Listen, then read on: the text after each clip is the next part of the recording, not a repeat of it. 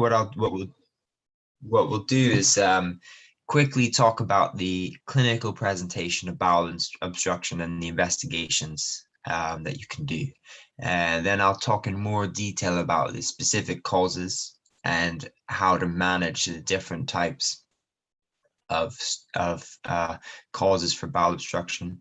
And then I thought what would be quite useful is, because it's kind of related, is talk a little bit about stoma examination for an OSCE, because this can be I found it quite hard in med school, and so we can talk a bit about that. And then I've got a few questions, sort of like multiple choice questions afterwards. We can try.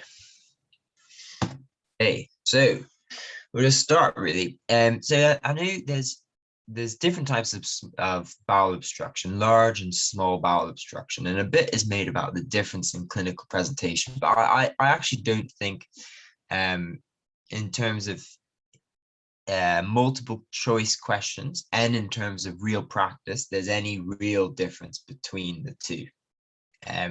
So I basically lumped it all into a similar presentation. I think that's the most important thing, is they all have at least some of these, if not all of them.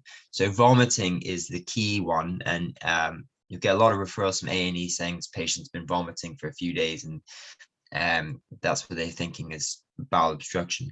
And not opening bowels for several days, or not passing wind for about 24 hours. And this is called absolute constipation. So that's a key thing for bowel obstruction, is really they shouldn't be passing wind.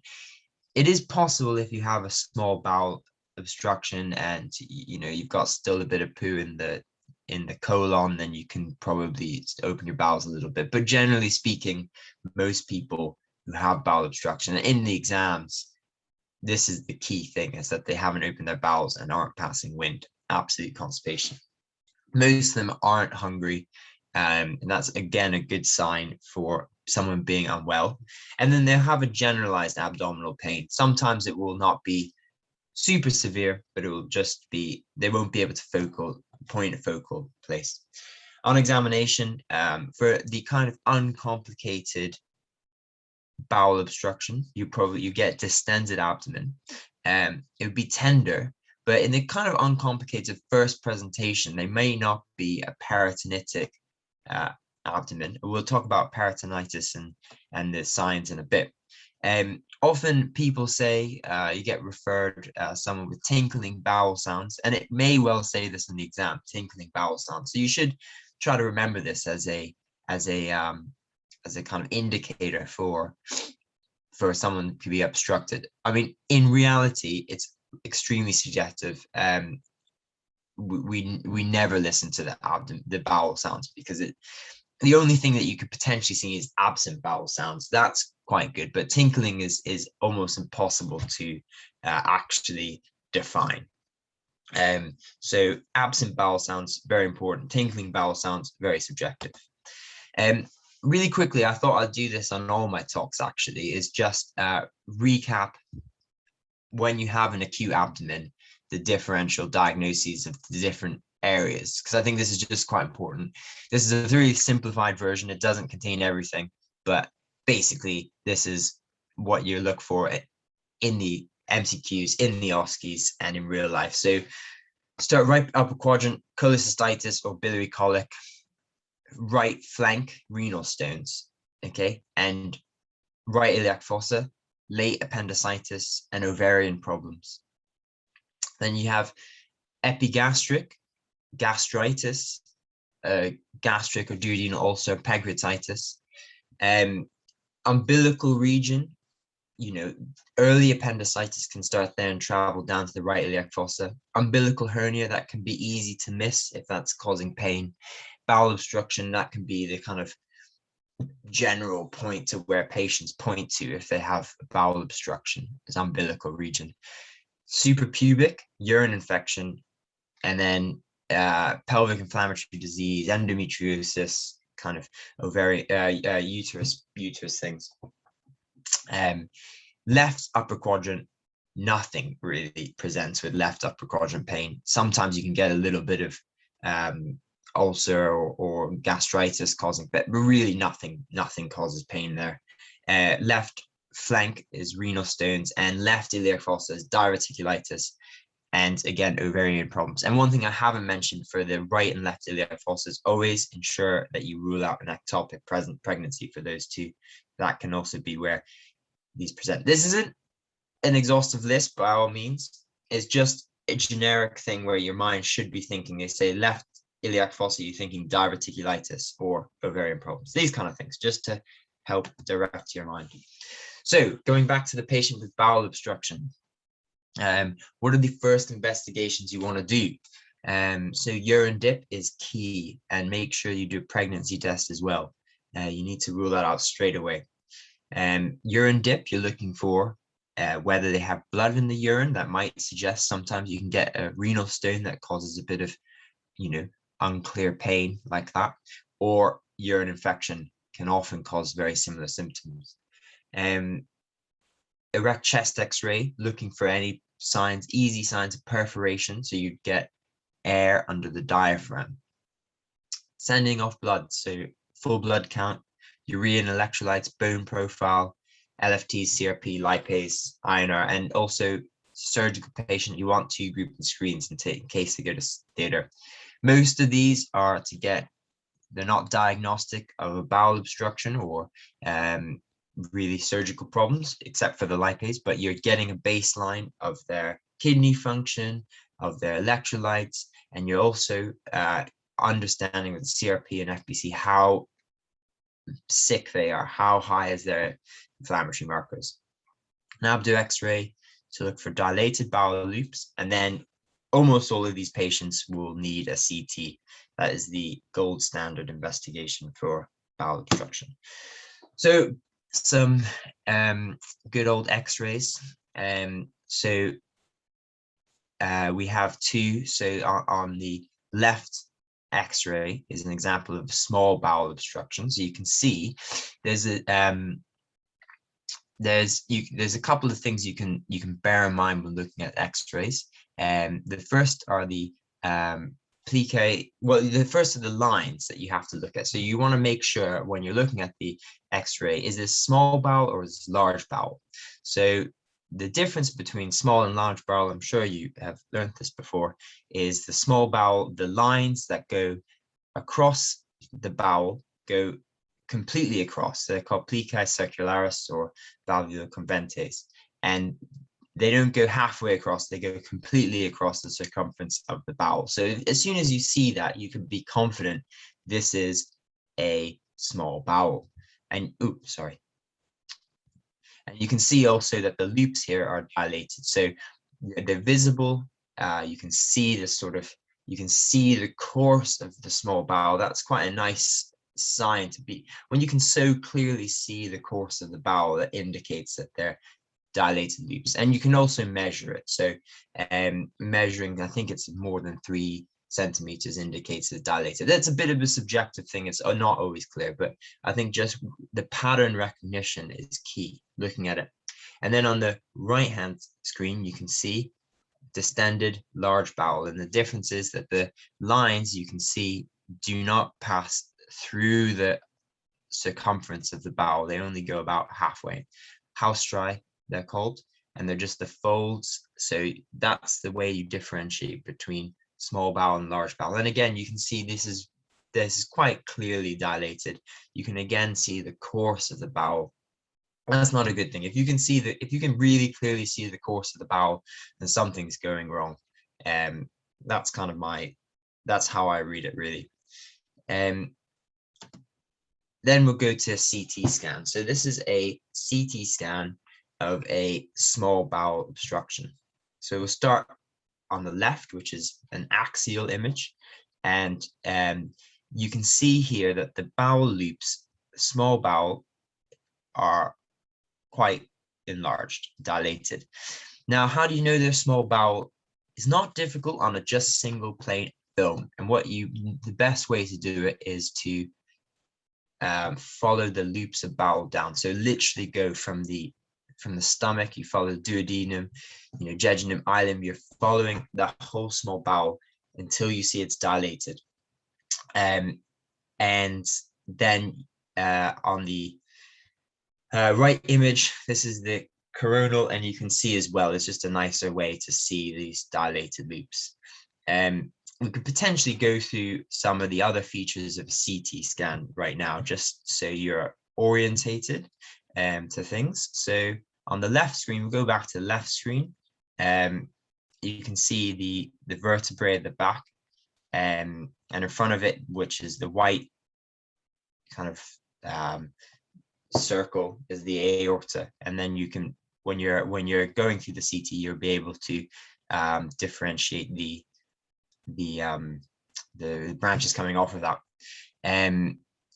Some of the things you're looking for in bowel obstruction, the complications really. So what you're looking for is whether there's free air in the abdomen. So you can often see that as little bubbles, which are outside of the bowel circumference, little bubbles that can indicate that there is a perforation. And the other thing is helpful is to look for free fluid in the tummy. So most often around the pelvis area, or around the kind of the recesses and the near around the kidney in the back, there will be some free fluid that's visible. That indicates that there's inflammation, sorry, but it also could indicate that there's been a perforation. So those are some signs to look for.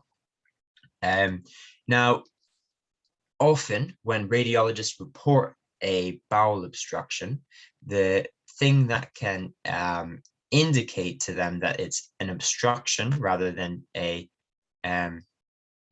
oh, sorry, there's just a question. Fluid inside the bowel equals perforation. Did I hear it wrongly? No, sorry, I probably said that incorrectly. It doesn't always indicate perforation. Fluid inside the bowel can suggest that there's inflammation, but if there's a lot and it looks thicker, it could indicate that there's been a perforation. The thing that indicates perforation is air inside. Oh, sorry, you said fluid inside the bowel. No, I'm talking about fluid inside the abdomen. So outside the bowel, in the abdomen, free fluid it's called. That indicates inflammation, and air inside the abdomen indicates perforation. So when the radiologists are reading a CT of bowel obstruction, you can see they look for what's called a transition point. And this indicates that there is an actual site of obstruction that's causing all of this backup. So here's a CT of small bowel, and you can see that they've pointed out a narrowing. So it goes from quite dilated loops to quite collapsed loops, and they've pointed arrows at it. So that is a good image of a transition point, indicates that there is a cause for this obstruction. Okay, next time. So there are many causes, we'll go to them, but the three main causes of bowel obstruction are adhesions, which occur in small bowel, malignancy, which occurs almost 100% of the time in large bowel to cause obstruction, and hernias, which can mostly be small bowel, but sometimes you can have large bowel inside a big hernia. And just if you're interested, this is what an adhesion looks like from a laparoscopic view. So it's just these bands that can occur, and they can cause the bowel to become twisted. So what are the other? Just quickly to mention, adhesions are most often caused by inflammation or previous surgery to the abdomen. We'll come on to it a little bit later, but just so you are aware. So other small bowel causes, I like to differentiate them into intraluminal, luminal, and extraluminal, just to give it some structure. So the intraluminal cause is relatively common for small bowel is foreign bodies, people who've ingested something. I had a patient last year who ingested like 2 staplers, full staplers, and so we had to take those out in surgery. Luminal, so inside the wall. So in children, you can get interception, where basically one section of the bowel kind of gets invaginated into the other. Polyps, more likely in large bowel, but still possible in a small bowel. You can have some polyps that get trapped. Meckel's diverticulum, which is a little diverticulum, which is 2 feet from the ileocecal valve, and that can cause, that's about in 2% of the population that it occurs, and that can sometimes get sucked in and basically cause bowel obstruction. And then stricture. So in IBD, basically Crohn's patients, they can get strictures that can cause bowel obstruction. And then extraluminal, which is outside of the wall. Adhesions, as I discussed, hernias. In children, you can get malrotation, where the when you're growing up, when you're a child, the bowels rotate, and if it rotates the wrong way, or if it gets rotated kind of forcefully around this ligament, called ligament of Treitz, then it can cause bowel obstruction. And then gastric outlet obstruction is kind of cause in right near the stomach, basically, or the duodenum, pyloric sphincter, anything there. Sometimes you can have external pressure on that region that can block off the outlet of the stomach, and that can cause obstruction. That's a kind of complex thing on its own. We probably won't discuss too much today. Large bowel obstruction, so intraluminal, constipation, if it's very severe, can cause bowel obstruction, but mostly it wouldn't cause bowel. But if it's very severe, it can. And then again, foreign body, if it passes down. So anything within the wall, mainly malignancy, diverticulitis, polyps, and strictures, these can all cause bowel obstruction. And then extraluminal, so volvulus is a common finding in elderly patients, with basically really floppy sigmoid colon, and it just gets twisted around and then obstructed. Mostly old people get this, mostly sigmoid. Hernia sometimes can happen.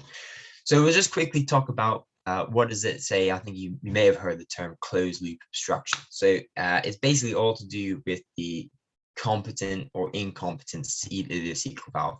So the ileocecal valve is the connection between the ileum and the cecum, and normally, if it's competent, it means that it's closed. It closes, and then it can open up when stuff passes through. And if you have something that's obstructing in the colon further down, and you have a competent valve, then it doesn't allow the air, which is all being built up by bacteria and everything in between the lesion and the valve. It's getting a big buildup of air, and it doesn't allow it to go anywhere. So that's what we call closed loop obstruction. That can be quite dangerous and cause perforation. Now, quite a few people will have an incompetent ileocecal valve.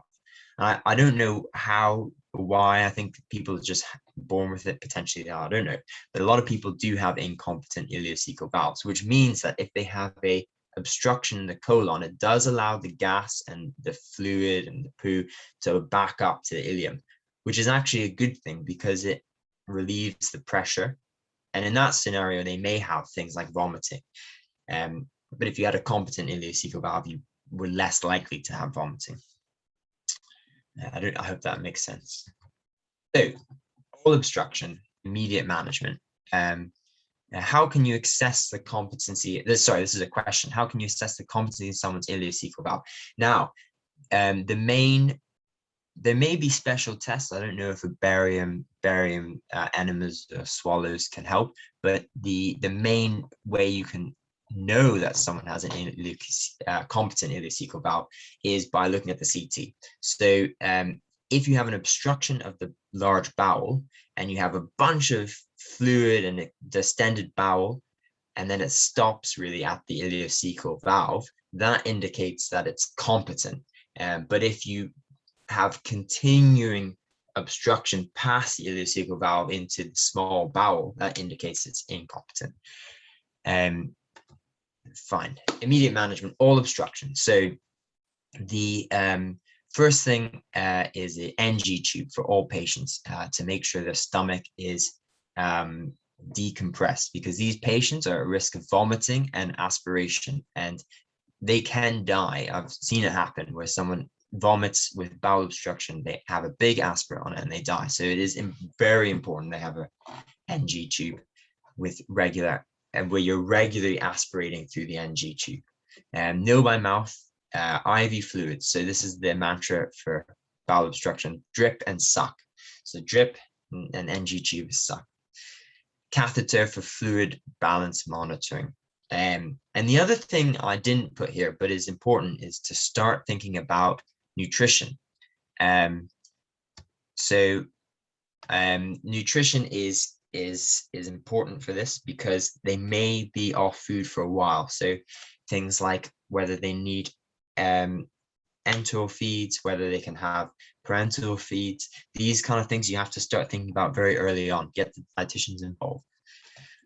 Okay, so we'll talk about adhesion. So adhesions are caused by a previously inflammatory process. So whether they've had surgery in the past, whether they've had anything going on, appendicitis, IBD, pelvic inflammatory disease, or if other things that you don't often think about but can cause adhesions, like radiotherapy. All of these will cause adhesions, and some people are just unlucky that the bowel, as it's having peristalsis, etc., it just tends to wrap around the adhesion and then get cut off, blocked off, which is cause small bowel obstruction. So most of these you manage it conservatively. So there used to be a saying that you shouldn't let the sun set on bowel obstruction, but that's changed recently, and most adhesional bowel obstruction you just leave, and things normally resolve. Again, I haven't mentioned here, another thing you can give, which is a consultant-led decision, is to give gastrografin, which is a radio opaque dye, and it's pretty good laxative, and it can often help relieve an adhesional bowel obstruction, but that's almost entirely a consultant-led decision. And then if they aren't improving, though, maybe 3 or 4 days down the line, you look like things are getting worse, then you can consider doing surgery. And this surgery would just be to remove the adhesions and then get out. That's all you do. So what are the other indications for surgery, even in someone with adhesional small bowel obstruction? So cancer is one. So if it looks like they have cancer on the CT, if they've got a hernia, you need to fix it. For someone with adhesional small bowel obstruction, if they look like they're becoming ischemic, which is a possibility as the bowel twists around an adhesion, if it's pressing on a vessel, it can cause ischemia, or it can cause ischemia, and you can see that by the patient becoming more tender and peritonitic, and their lactate rising. So that's a late sign of ischemia. It will be a raised lactate. And then if you think that they're perforated or they're impending perforation. So peritonitic abdomen, what are the signs that you might be looking for? So GERDing can occur in a non-peritonitic abdomen, but generally it's generalized GERDing all around. Tender to percussion is a great sign, and that indicates peritonism. Rigid abdomen is where everywhere you press is just solid, really hard, and you'll know that as soon as you feel that, this patient is very unwell. And then if they're severely tender, which is a bit subjective, but again, you just percussion or just a slight touch and they're jumping off the bed, that's peritonism. So that indicates to you that there's something that you might need to go to for. So we'll just talk about hernias. So almost all hernias that cause bowel obstruction, you need to go to theatre to repair the hernias. I'm just going to really quickly talk through some of the hernias because I know that they can be confusing. So inguinal, in the inguinal regions, more common in men. Umbilical hernias is just slightly more common in men, but women can have as well. Femoral hernias in the femoral triangle are more common in older women. It's a classic MCQ question: is a woman who has inguinal regional pain, and it's an older woman, what's the hernia? And it's more likely to be a femoral hernia. Incisional, Incisional hernia is less likely to cause a bowel obstruction because normally the neck of the abdomen wall is quite wide. Now, Spigelian hernia, these are the more complex, these are the MCQ ones. So this is often through the fascia that surrounds the abdominal wall muscles, and the bowel just kind of pokes through those, and then that can become obstructed. Aleta hernia, this is when it contains the Meckel's diverticulum we were talking about. These are just sort of eponymous name. And then Richter hernia is when you have a hernia that has only a partial, only partially caught bowel wall. These are great ones for MCQ. They love asking about these things. Other hernias, these aren't going to cause bowel obstruction, just so we cover them. Oh, by the way, this is a picture on the right of the Spigelian hernia. You can see the abdominal wall in the anterior side, and the arrow points to the hernia through the layers. So hiatus hernia, Bocadelic hernia is where you have a diaphragmatic hernia in children. It's more common on the left side. And then a Morgagni hernia, less common, smaller, and it's again diaphragmatic hernia, more common in the right side. So I'm rushing through because there's not much time. So basically we'll talk about colorectal cancer causing obstruction. So there's basic principles to managing this.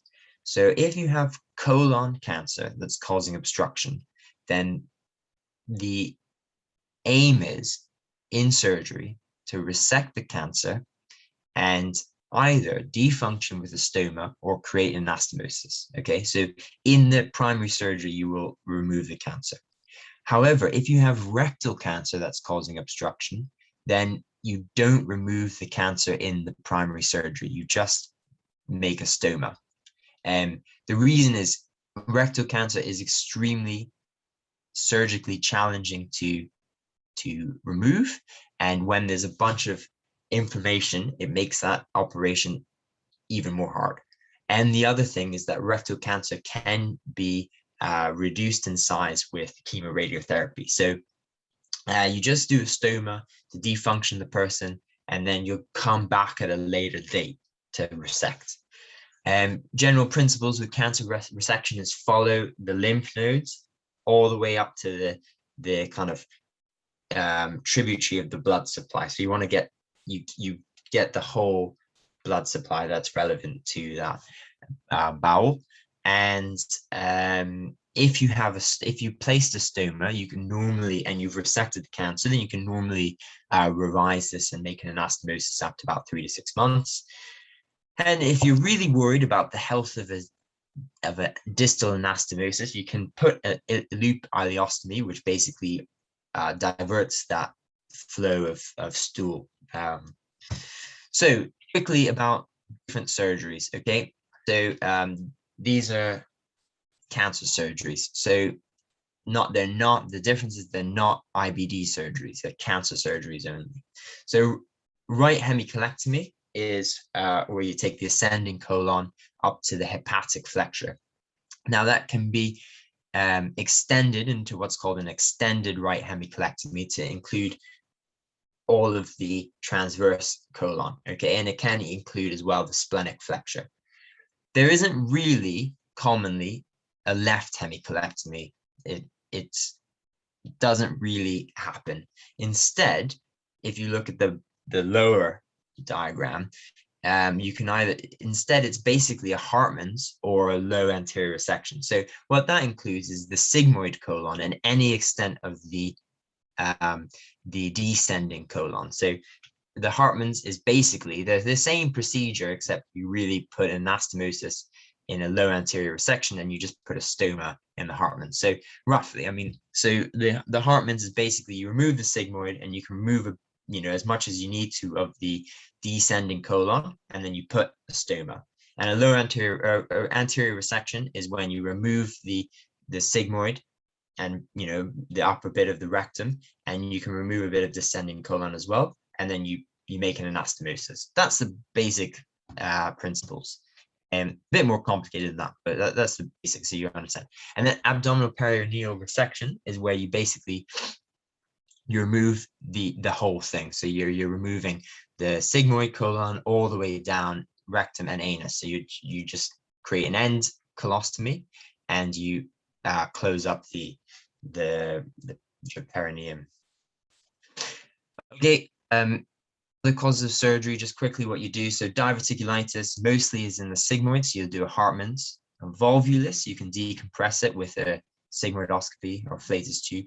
From foreign body, you normally just make a little hole in the bowel and remove it.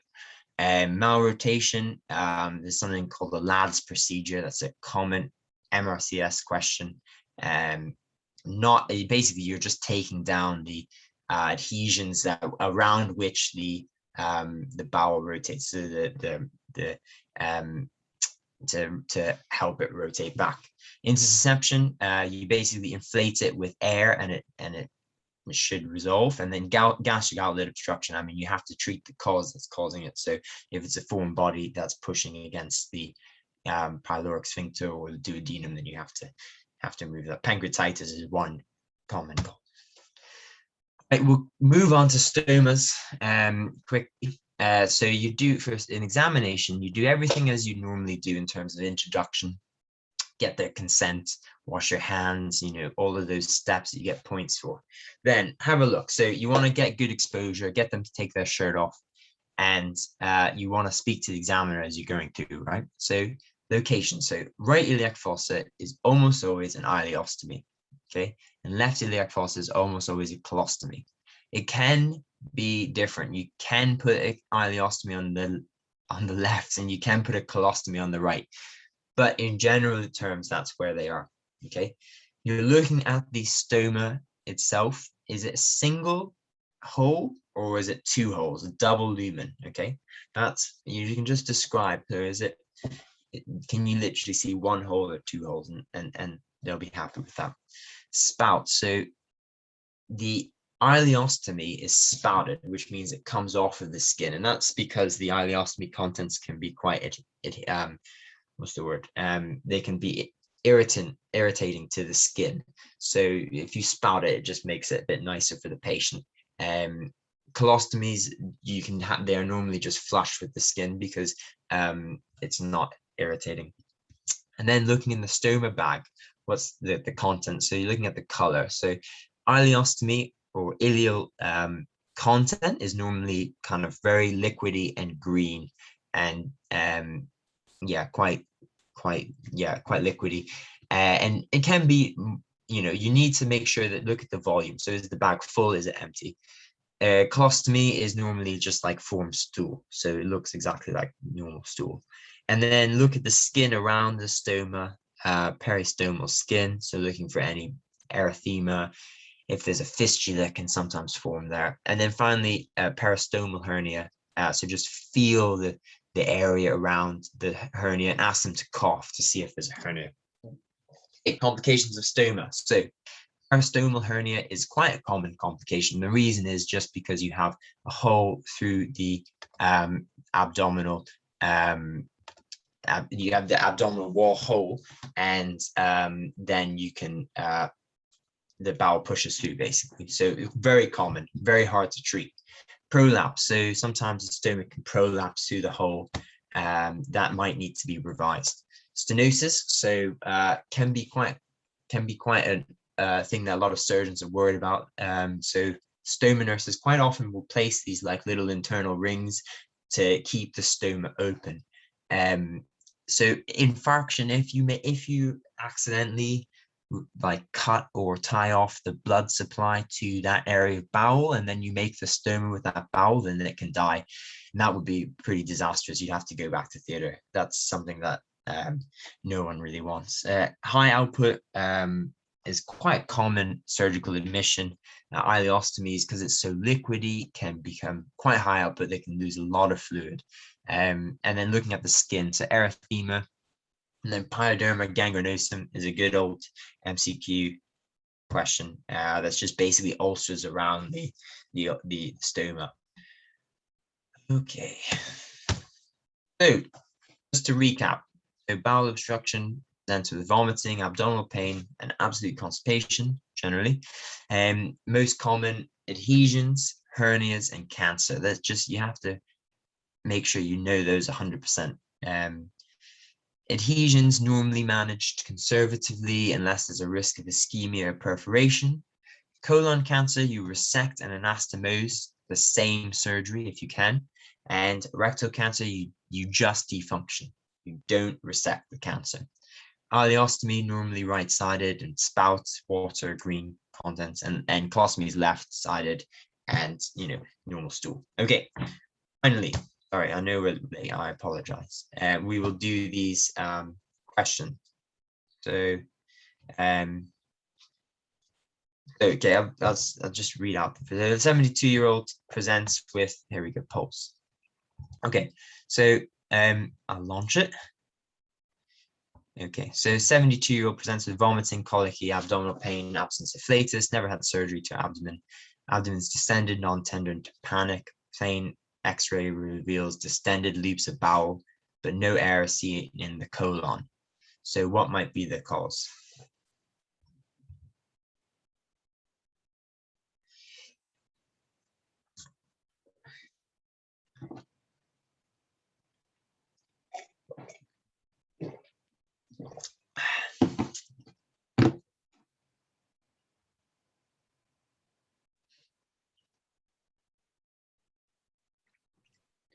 I'm looking at the results as they're coming in. It's always a good mark of a question when you can see that it's stumped like people. It's not like 90% go for the right answer. It's a good question. All right, I'll give it, I don't know, 10 more seconds.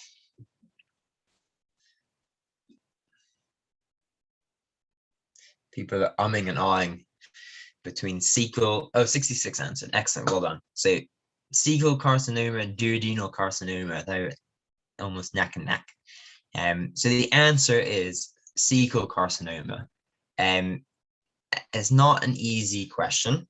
The tricks in the so the first thing is that this is how you put it together. So the first thing, you read the question: vomiting, colicky, abdominal pain, absence of flatus. These are all the classic signs in the question that is bowel obstruction. So you're thinking already is bowel obstruction, okay?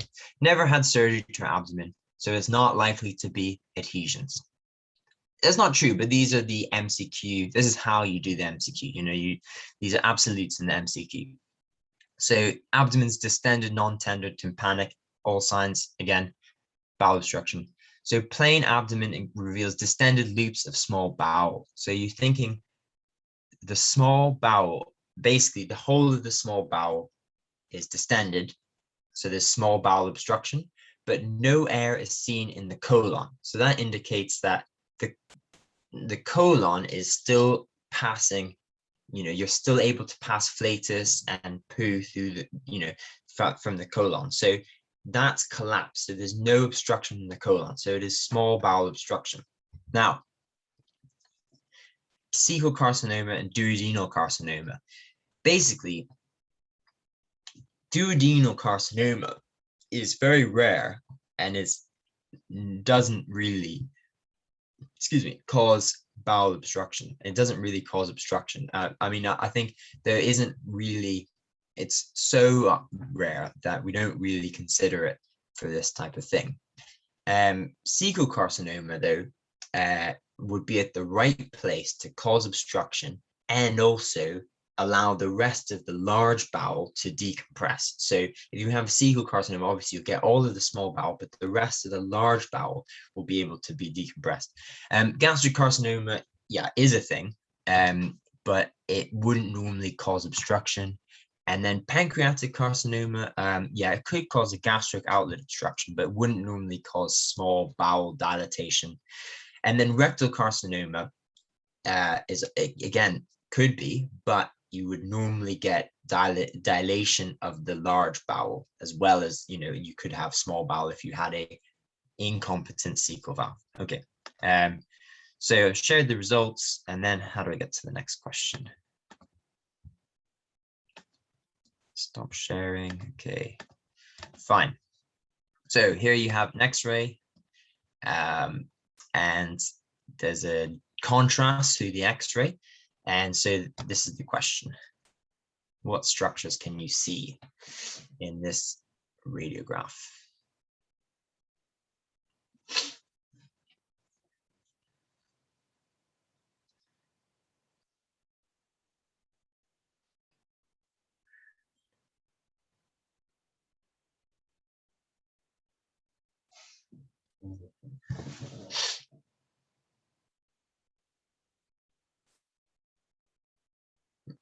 Okay.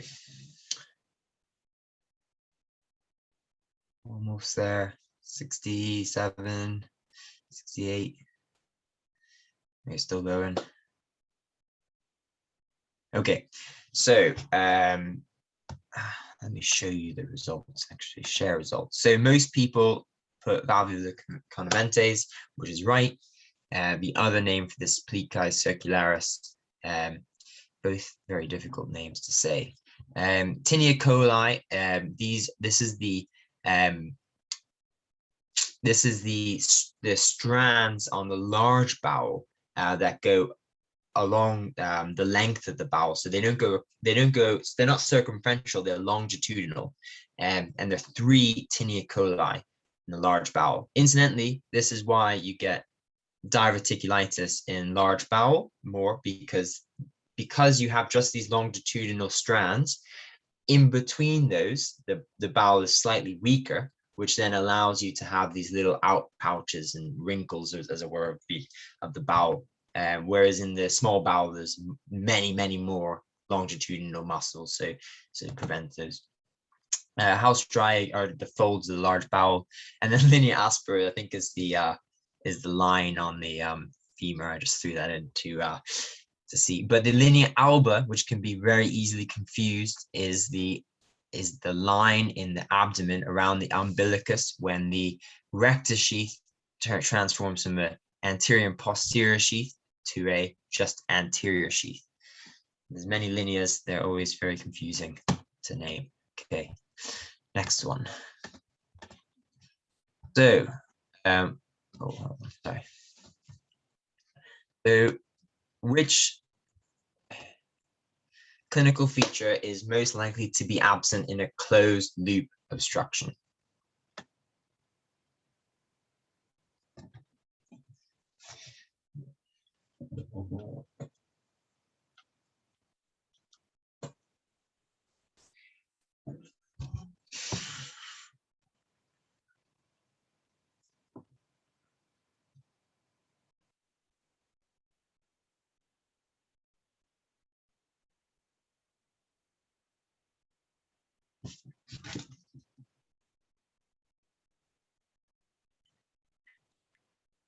Okay, almost there.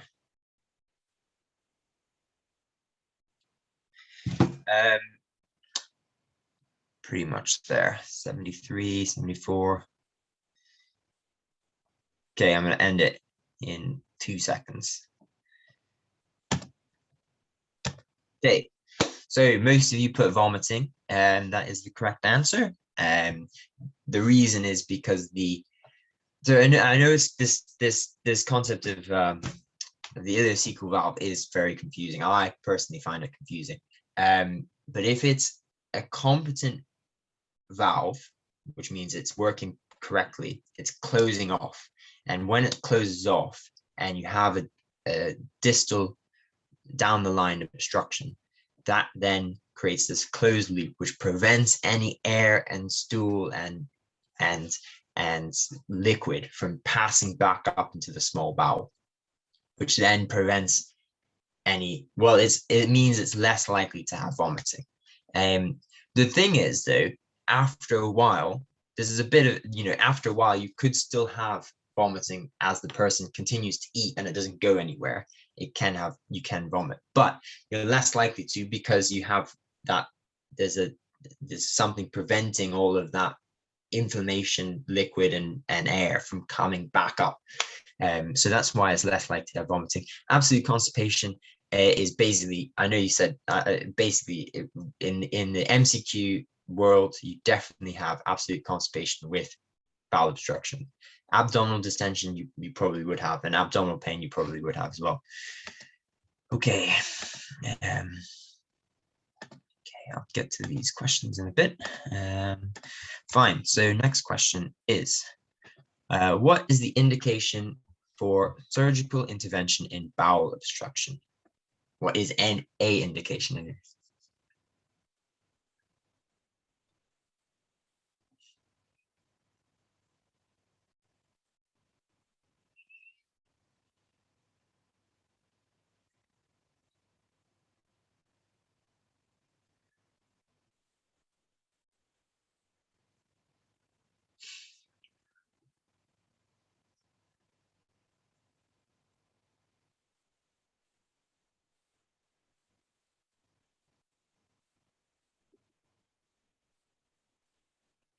Okay, almost everyone has answered. I'm going to end the poll in 5 seconds. Good. Okay, so pretty much everyone said intestinal ischemia, which is correct. It's severe dehydration. They just need fluids. Now, I may have confused people. Adhesional small bowel obstruction normally wouldn't need surgery. It's only if they're developing things like signs of intestinal ischemia or perforation, then they would need surgery. And then fecal vomiting is unfortunately just that's just the nature of small bowel obstruction. So almost everyone has fecal vomiting. So, okay. Sorry. Then next one. Okay, so I won't read this out. You can read it, and I'll launch the poll.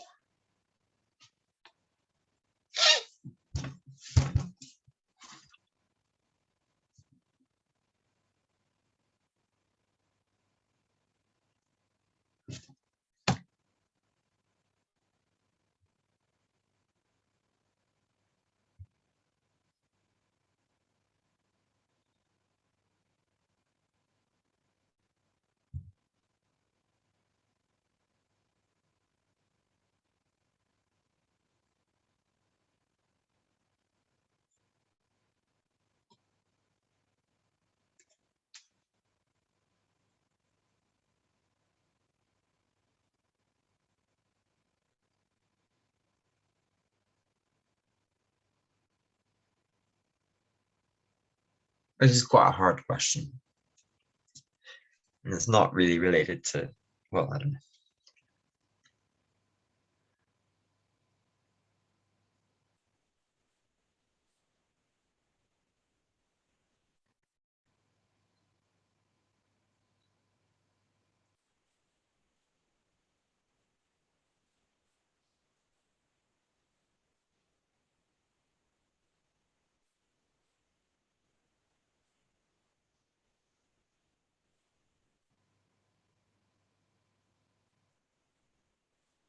Okay, probably give you another 20 seconds.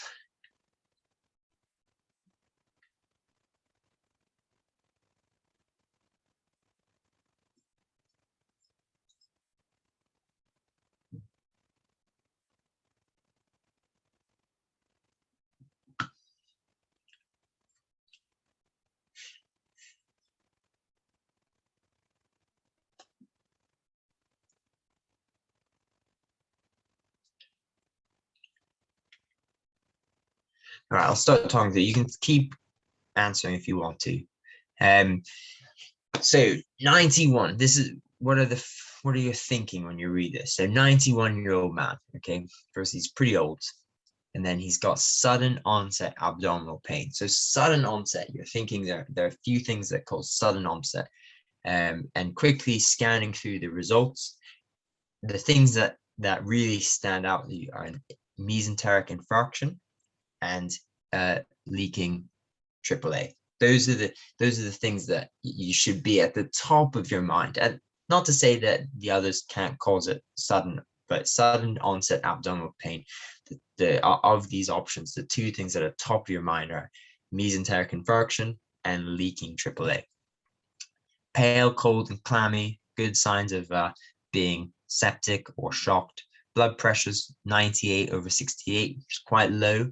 You always have to remember that elderly people have mostly hypertension. So if they have a low blood pressure, it indicates that they're quite unwell. Soft abdomen, mild central tenderness, absent bowel sounds. Again, okay, what does that say? Soft abdomen means he's not guarding, he's not peritonitic, he's not rigid. Okay, so it's unlikely to be a perforation of some bowel. Okay, mild tenderness, so not huge. And then, I mean, that doesn't really rule out much. Probably rules out a AAA because you normally have severe tenderness, but you know, it still could be. It's difficult to say. Absent bowel sounds. What is that? We're thinking bowel obstruction. So a PR reveals soft stool with dark red blood. Okay, so now I think, why does he have red blood in his stool?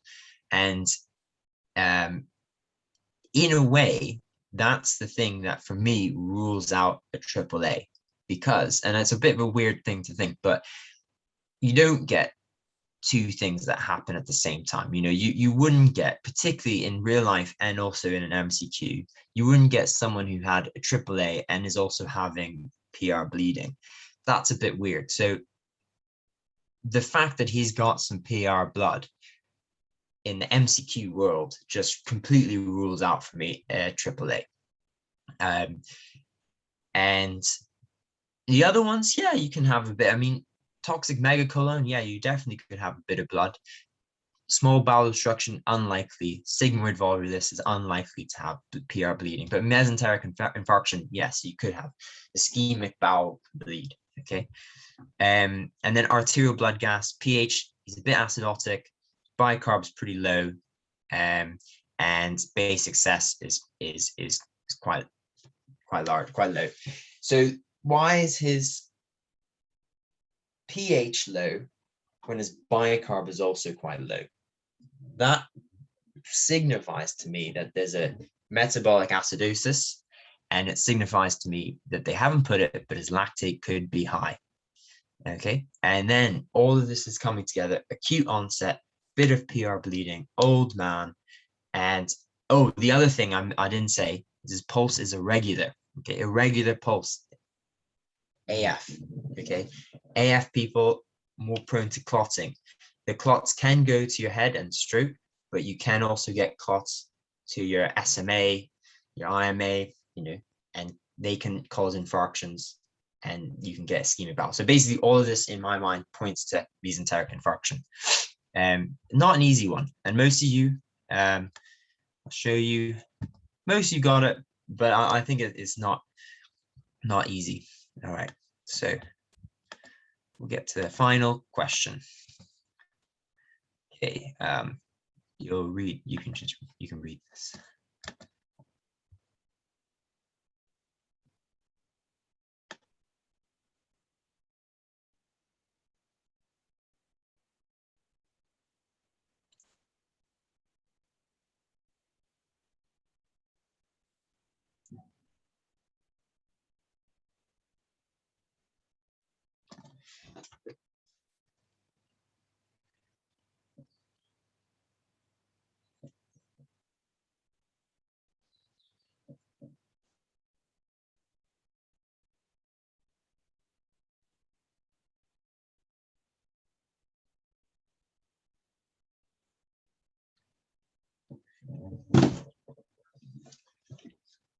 Okay, how are we getting on?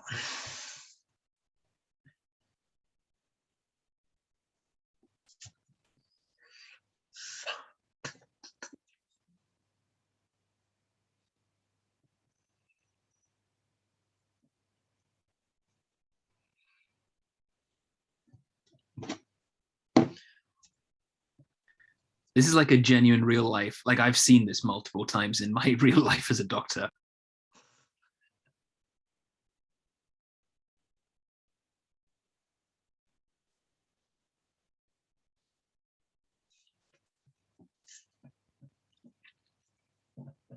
This is also quite hard. These last two are quite hard questions.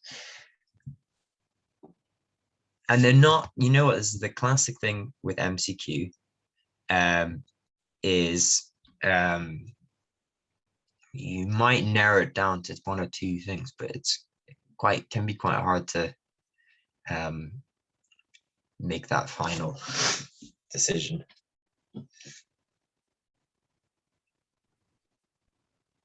All right, 10 seconds. Come on.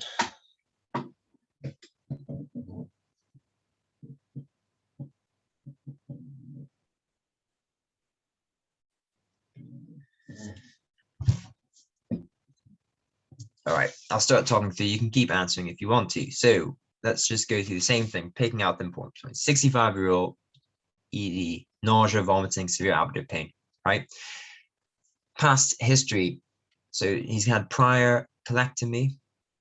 So he's had a big surgery in the past, okay? Temperature is fine, blood pressure is fine, heart rate's a bit fast. He's tachycardic, okay? Previous scar healed, but is distended, hyperactive, bowel sounds, tinkles. Here, I told you in the exam, you see tinkling, you see bowel obstruction. Easy as that.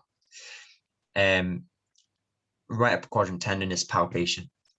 Okay, so we're seeing tinkling, we're seeing previous surgery, so we're thinking adhesional bowel obstruction, right?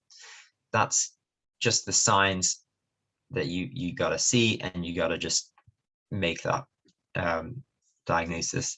Then abdo X-ray, one loop markedly descended, small bowel. Yeah, so it fits with what we're thinking. So small bowel obstruction, air fluid level, again, small bowel obstruction. No gas seen in the colon, rectum, collapsed colon, so not related to that. Okay, white cells are high and lactate is high, 6. Everything else is normal. Okay, so basically this is a case of small bowel obstruction. Okay, I'm going to end poll and share results. So most of you have put exploratory laparotomy. Quite a few people have put upper GI with small bowel follow through. So pretty much you're both right, but the differentiating thing in this case is he's got adhesional small bowel obstruction, but he's got a lactate of 6, so he's got a high lactate, which is that indicates ischemia, and that is bowel ischemia is one of the indications for surgery in adhesional bowel obstruction. So he would go for an exploratory laparotomy. If he didn't have ischemia, a lot of the other ones are the correct answer. Admit for close observation, upper GI, small bowel follow through with barium. That's not often done nowadays, because for the reason that gastrographin is both a contrast dye and it's a good laxative and can help resolve small bowel obstruction. So most of the time the answer would be gastrographin. Now, right upper quadrant ultrasound, yeah, it might help you with this right upper quadrant pain, but again, in real life and in MCQs, you don't have 2 different pathologies going on. You only have one. So really, I think that wouldn't be super appropriate here. This is a classic trick that you guys might know as well, but I always use for MCQs is if you don't know the answer but you're kind of umming between a couple of things. This guy, right, he's got adhesional bowel obstruction. You don't know whether he can go for an exploratory laparotomy or whether he can just be managed conservatively. But if you look at the answers, there's 3 answers that basically are all possible options for managing conservatively. And you really, if you manage conservatively, you probably do all 3 of those, or at least admit for close observation, upper GI, small bowel. So the answer actually can't be either of those, because it's not, if they give you an option of 2 things which are essentially the same management, then it won't be either of those, basically. I don't know if that makes sense, but that's always if I don't know the answer to something, I always go by that. So again, ischemic patient with small bowel obstruction, it would have to be laparotomy. I hope that makes sense. I think that's it. Yeah, that's the end. So please let me know if if I've confused anyone, and let me just answer some of these questions. Okay, so a sense of competency, I talked about that. Okay, so the next question would a urostomy be spouted or flushed? I believe they would normally be spouted because for two reasons. They're normally made from a bit of ileum, and they also are irritating to the skin. So you normally make it spouted. Okay.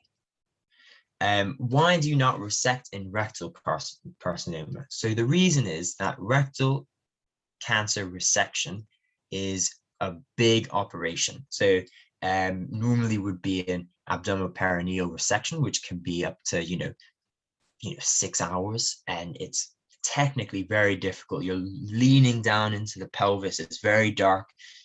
You have to find the exact plane of which to resect. And if you add on top of that, if you have obstruction and you have a lot of inflammation, all of the layers are really hard to see. It's nearly impossible. And the other thing is that rectal cancer can be treated with chemoradiotherapy to debulk it. So that's why you don't rush into it. You debulk it first, and then you do the resection at a later date. Could pancreatic cancer not cause? I think this is about the obstruction. So pancreatic cancer and pancreatitis in itself can cause gastric outlet obstruction by pressing on the duodenum, but you would not have small bowel obstruction. So gastric outlet obstruction is basically anything that's causing compression on either the duodenum or the pyloric sphincter. Okay, and that does cause a bit of obstruction. You're vomiting, but it doesn't cause dilated small bowel loops, because think about all the other small bowel behind that. So pancreatic cancer can cause gastric outlet obstruction, but not small bowel obstruction. Is it likely to see a double bubble sign in duodenal carcinoma, since it shares a slightly same pathology with duodenal atresia? So double bubble sign, I think, is when you have these two big bubbles on the X-ray, and it indicates that there's some sort of duodenal pathology. And yes, it can do, but duodenal carcinoma is basically doesn't exist in terms of, I mean, it does exist, but it does not cause bowel obstruction, or does not cause obstruction. Okay, normally if you do have a duodenal cancer, it's normally something extremely rare, and it's probably a stromal tumor or something along the lines, and it basically it will not cause any obstruction. Okay, is it possible to have small bowel closed loop obstruction since we have a pyloric sphincter? That is a good question. The thing is with the sphincter is that it allows, it's not a valve, so it's a tightening, but it does allow contents to go back and forth. So, and it allows air to go back and forth as well. So it is a tightening, but it isn't something that closes it off. Could you explain how mesenteric ischemia leads to PR bleeding? Right. So mesenteric vessels, so SMA, IMA, they obviously supply the wall of the bowel. And if you have ischemia from a blockage, a clot, then the bowel can necrose and die. And then as it dies, it becomes inflamed and it can cause bleeding, right? So even if you have a complete occlusion of the vessel, there's still collateral flow. So there'll still be a little blood in the wall, and when it's abrased, that will bleed basically. Okay, so does tinkling bowel sounds indicate partial obstruction, and lack of bowel sounds indicate complete bowel obstruction? As in, basically, these are subjective signs. I mean, it's not really a hard and fast rule. Okay, if you see tinkling bowel sounds, or if you see lack of bowel sounds in the exam, you think bowel obstruction. Either way, there's no real thing as a partial obstruction. you're either obstructed or you aren't. And tinkling bowel sounds is in real life, if someone said that I can hear tinkling bowel sounds, I just say, get a CT. It's not a diagnostic thing, but in the exam, just if you see tinkling bowel sounds, just you think they're obstructed. In the last case, can it be gallstone ileus rather than adhesion? Now I actually can't remember what the last case was. So gallstone ileus, just so you know, is when you have inflammation of the gallstones of the gallbladder over time that causes a fistula tract to form between, because the duodenum lies close to the gallbladder, and you can get a fistula tract between the gallbladder and the duodenum or small bowel. And because the gallstones in the gallbladder,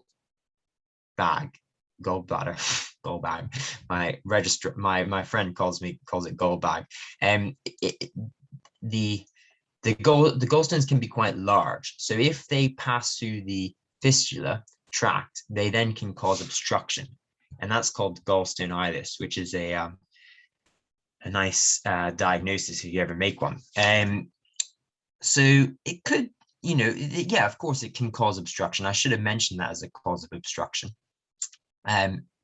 So yeah, as opposed to adhesion, it could be gallstone ileus. And actually, looking at this thing, he had a bit of right upper quadrant pain. So yeah, definitely, actually, that's a very good point. I missed that. Very good point. So it could be gallstone ileus. Okay. Sorry. Can you please repeat why fecal vomiting is not an indication for surgery? So fecal vomiting is, again, these are unfortunately, these are subjective signs, and fecal vomiting just indicates obstruction. So it can be basically ileal contents, but mainly like colonic contents. And what it indicates is that there's a obstruction in the colon, for example, that's then leading all the way back up and causing you to vomit like fecal material. It's not an indication for surgery as such, because it's not telling us anything about the bowel health or the what's going on. It's just a possible sign that you're seeing. It is also in real life, like tinkling bowel sounds, something that's very subjective. It's never really clear whether it's just small bowel content, whether it's large bowel content, whether it's just even gastric content, and depends what you eat. So it's very difficult to say. Does bowel obstruction cause absent bowel stones or hyperactive? The last question said hyperactive. So I think basically tinkling, I think the thing is, what happens is you have the bowel obstruction, and then the bowel before is having lots of peristalsis because it's trying to push past that, and it causes this tinkling hyperactive bowel sound. Okay. But it's very difficult to differentiate between that and normal. I think just in the exam, it's learning about the keywords that indicate to you, and in real life, it's learning what's actually important. And tinkling hyperactive bowel sounds is really difficult or impossible to differentiate. So yeah. Stomal hernia and a prolapse. So the question is, what's the difference between a stomal hernia and a prolapse? So that's a good question. I didn't quite explain. So a stomal hernia is when you have the abdominal wall muscles. If you've made a hole in that muscle for which the stoma passes through, and then the bowel pushes past that hole in the muscle wall, but hasn't pushed past the skin, for example, and then is just collected in between the muscle and the skin subcutaneous layers, that's really a hernia. Prolapse is when the stoma, the bowel pushes actually through the stoma and then so pushes it out. So you'll get, if you have if you imagine like a small spouted hernia, and then you get a prolapse. It just becomes a very large spouted hernia. Okay, what's the significance of air in the rectum? Air in the rectum signifies two things. If you have, if you're worried about bowel obstruction, okay, and you see a small amount of air in the rectum or in the colon, descending colon, that indicates that there is passage of air all the way down the bowel, okay? So that indicates that it's less likely to be obstructed. If you have a lot of air in the rectum and then you have no air past that, then that indicates it's a full obstruction. And if you have the whole colon and rectum is collapsed and there's no air, that indicates that there's probably an obstruction in the small bowel that's preventing the air from passing through. What was the name of the radiopaque dye to help relieve adhesional/bowel obstruction? That's gastrographin. How would you assess for impending perforation? So mixture of clinical signs. So if their pain is getting much worse, if they're becoming peritonitic, but the real thing is a CT scan. And if their clinical situation changes, then you need to rescan them. And the radiologist will quite often report either it's extremely dilated bowel, and that is looking like it's going to perforate. I mean, it's a bit of a kind of mixture. Okay. So next one is, for the case of 91-year-olds, could this be Hinchley 2-3 diverticulitis? 2 or 3. So I think Hinchley is just the diverticulitis classification. I might be wrong about that, but I'm pretty sure it's just the classification. And yeah, it could be. I mean, they didn't give an option of diverticulitis, but definitely could be a presentation of diverticulitis. But unfortunately, that wasn't an option. Air fluid levels are basically on the X-ray or CT scan, where you have a consistent air bubble, for example, in the small bowel. Sorry, there's another question. And then you have multiple of those, and that indicates small bowel obstruction. Sorry, can you go back to the colorectal? Sorry, I'm just reading these as they go in.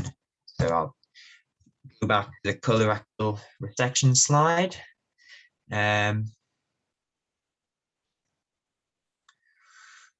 Okay, so could you go over closed loop competent versus incompetent ileocecal valve again? So yeah, this is really hard. I find this very complex. So competent ileocecal valve means that it's closed most of the time, and it only opens when stuff passes from the ileum to the cecum, and it doesn't open when stuff is going from the cecum to the ileum. Basically, it's like a heart valve, right? It opens in one way. So that's a competent valve. An incompetent valve is just when it's open and it just goes whatever. And some people, for whatever reason, have competent valves, and some people have incompetent valves. So if you have a tumor in, let's say, the ascending colon, and it's caused a blockage, and all of the blockage then causes a bunch of inflammation, and there's air and there's fluid and everything, and it's building up a lot of pressure. If the ileocecal valve is competent, it won't let anything kind of travel backwards. And if it doesn't let anything travel backwards, it means the pressure in that space is starting to build up, and builds up so much that it's likely to perforate. If the ileocecal valve isn't working and it's just flapping open, then it does allow the pressure to go back into the small bowel, which relieves that pressure, and it means it's less likely to have perforation. I hope that makes sense. Okay, last case about adhesional small bowel obstruction. You mentioned gastrographin can help with obstruction. Why is gastrographin less appropriate? Gastrographin is less appropriate for this last case about obstruction is because adhesional obstruction is because this patient is ischemic. They have a high lactate. Okay, so because they are ischemic, they have a high lactate, they need to go to surgery. If they didn't have that, then they could have gastric graft, but because they have ischemia, then they have to go to surgery. Okay, I think that's it. Corty, can I ask a practical question? Yes. And I genuinely need the surgical input for this because I don't know the correct answer. So it's a very practical matter. When I've been a med reg and I've seen patients with what I think may be bowel obstruction, and I've referred them, and the surgeon said, of course, they're in theatre or whatever, they're coming. They said, just pop down a Ryle's tube. And I've faced this again and again over the years. I don't know why, but in smaller hospitals, sometimes they can't find a Ryle's tube. I'm sure you've run into that in A&E. And they're like, oh, don't know where it is. Can we just put an NG down? What is the correct answer to this? Is an NG tube just as good as a Ryle's tube? Because I know those are bigger. And if you're trying to decompress, my thought would be that a Ryle's is the kind of appropriate thing. Yeah. I mean, the thing is that if you had an NG, if you were an ITU and you had a nurse who was aspirating on a regular, hourly or even 4-hourly basis from a normal NG feeding tube, that would be acceptable. But the problem is on the ward, you can't, you say 4-hourly aspirates, but it often doesn't happen. And at least the Ryle's tube allows that free drainage. So it is better because, often we'll go around in the ward round, you say, oh, there's only like 10 mils in the bag, and then we'll just aspirate ourselves, and then 1 liter comes out. So you can't often rely on people to just be aspirating regularly. So that's basically why. If you had someone who was really, really good at and doing it all the time, then NG feeding tube is fine. But yeah. The ironic thing is, my very first time I was on the wards as a third-year medical student, my job as a third-year medical student on the surgical ward was to just stand and aspirate with another 2 medical students, and that's how we learned surgery. And it was with a Ryle's tube, to be fair. But with COVID, I suspect we don't put these guys in the place where they can get secretions on them. So, but that was kind of the thing that we did. My surgical registrar just gave me a tube and gave me a syringe and said, right, you're just going to keep aspirating all the stuff that's coming out of this guy's nose and putting it in this bowl for me, and just do that for about 20 minutes and then switch with someone else. Can I ask one more question really quickly? And now, this is so great having a surgeon to kind of answer all this stuff. But a gallstone ileus, can you get properly sick with that? Yeah, you can. Really? I mean, that the thing is that the gallbladder is draining. Even if you've got inflammation and cholestasis from the gallbladder, it's not going to perforate because it drains through into the small bowel. But with the obstruction that can cause, and it is very rare, but it can cause obstruction, that can perforate because it is essentially a foreign body. So you can get sick. Yeah, I mean, they will require surgery. Someone with the gallstone ileus, they will require surgery. Now there's one other question, which is actually a really good question, is do we usually digitate the stoma? So should you stick your finger in the stoma? And then one other thing I didn't say, which was extremely important, is to do a PR on all these patients to see if they have the stool in their rectum and blood in their rectum. I didn't say that, and that's extremely important. That is whether you should internally examine the stoma is very not easy to answer because it depends a bit on the consultant. Some consultants will crucify you if you've done that, but others would be completely happy. I've done it a few times just with my pinky, just to have a quick feel, and you can give enemas up the stoma as well. You just have to be careful because it could be stenosed. You could have you could accidentally rip the stoma from the skin if it's a new stoma. So you do have to be very, very careful, and I wouldn't really do that as a medical student. Definitely, I wouldn't probably not do that unless you're confident as a doctor. Yeah. Any other questions? Thank you, There's guys. several people who've messaged me separately to say they'd like to give you some excellent feedback, I think, but we don't actually have a feedback form. I suppose they can put it on the event page, and that would be great. Our next talk is next week. This is a fantastic talk, a great work. And I'm hoping you'll come back and do some more surgery for us. Yeah, definitely. Yeah, anytime. Fantastic. Thank you, guys. Thank you, All right. everyone. Thank you all. Thanks. All right.